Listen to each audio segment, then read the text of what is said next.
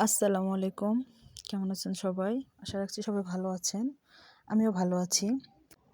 আজকে আমি একটা সুন্দর সস্তা একটা রেসিপি আপনাদের দেখাবো। এই যে দেখেন, আমাদের ঘরে অনেক সময় মাংস থাকে না। মাঝে, মাঝে মুরগির বুকের পিঠ রেখে দেই নুডলস রান্না করার জন্য বা এটা ওটা করার জন্য। তো সেরকমই আজকে আমার মেয়ে মাংস খেতে চাচ্ছে, আমার ঘরে মাংস নেই। এখন ফ্রিজ খুলে দেখি ১ পিস মাংস আছে। পরে আমি চিন্তা করলাম এটা দিয়ে আমি এমন একটা রেসিপি করি যাতে আমার মেয়ের মাংস খাওয়ার চাহিদাটাও পূরণ হয়, প্লাস আমরা সবাই একবেলার জন্য মাংস খাই।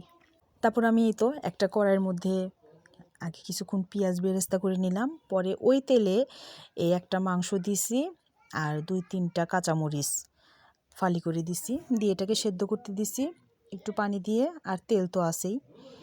তারপর এটাকে আমি সুন্দরভাবে সেদ্ধ করে নিছি, এবং যেই পানিটা অবশিষ্ট দেখতেছেন এই পানিটা যেন একদম না থাকে, একদম শুকায় ফেলাবো। কিন্তু একবারে যে কড়কড়া করে শুকাবো সেটা না, একটু রসা রসা থাকবে। তারপর সেটাকে আমি সুন্দরভাবে রান্না করে নিব, সেদ্ধ করে নিব মোট কথা। তারপর আমি এদিকে রাইস কুকারে ভাত তুলে দিছি, এবং ভাত তুলে দেওয়ার সাথে সাথে ওখানে আমি ২-৩ পিস আলুও সেদ্ধ দিয়ে দিছি। আমার পরিশ্রমটা কম হয়ে যাবে, আলাদাভাবে আর আলু সেদ্ধ করতে হবে না। যাই হোক, এটা অবশ্য অনেকেই করে, অনেকে কি সবাই করে। আমার এই তো আলু সেদ্ধ, মাংস সেদ্ধ, পেঁয়াজ বেরেস্তা, ধনিয়া পাতা কুচি আর শুকনা মরিচ ভেজে আমি ডলে নিছি। এখন আমি এখানে আলুগুলো, গরম গরম আলু সবসময় ছানতে হয়, তাহলে ভর্তাটা মজা লাগে।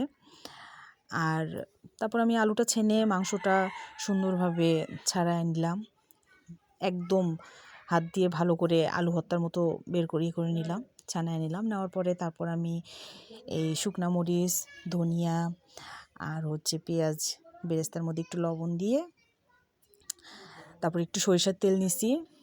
সরিষার তেল নিয়ে তারপর সেটাকে সুন্দরভাবে মাখায়া, এটাই যে লোভনীয়, এইটুকুই তো অনেক লোভনীয়। ধনিয়া পাতার সাথে পেঁয়াজ মরিচ ডলা, আমার তো এখনই ভয়েস দিতে আমার মুখে পানি চলে আসতেছে। যাই হোক, তারপর আমি এই তো একটু সরিষার তেল দিয়ে আবার সব কিছু একদম ভর্তাটার মতো করে বানালাম। এবং বিশ্বাস করবেন না, এটা আমি এর আগে ২ দিন করছিলাম। আমার মেয়ে বলে যে, মামুনি এটা যদি আমাকে বানায় দাও, আমার আর কিছু লাগবে না, এর সাথে যদি মাংস রান্না করাও থাকে আমার দরকার নেই, আমি এটা দিয়ে ভাত খেয়ে নেব। তো আলহামদুলিল্লাহ, আমার মেয়ে সুন্দরভাবে এটাতে ভাত খাইছে, আমার হাজব্যান্ডও পছন্দ করছে। আমার ফুবুও বাসায় ছিল তখন, সেদিন আমার ফুবুর জন্য, ফুবুও খেয়ে ফুবুকে বললাম, ফুবু কেমন জিনিসটা দেখো তো, তুমি কি এর আগে খাইছো কখনো? ফুবু বললো, না আমি এর আগে কখনো খাইনি, আমার মজা লাগছে। পরেই তো আমরা 4টা গুলি বানাইছি, 4 জন, ফুবু, আমি, আমার মেয়ে আর আমার হাজব্যান্ড। এই তো, আপনারা সবাই ট্রাই করবেন, এটা ভালো লাগবে।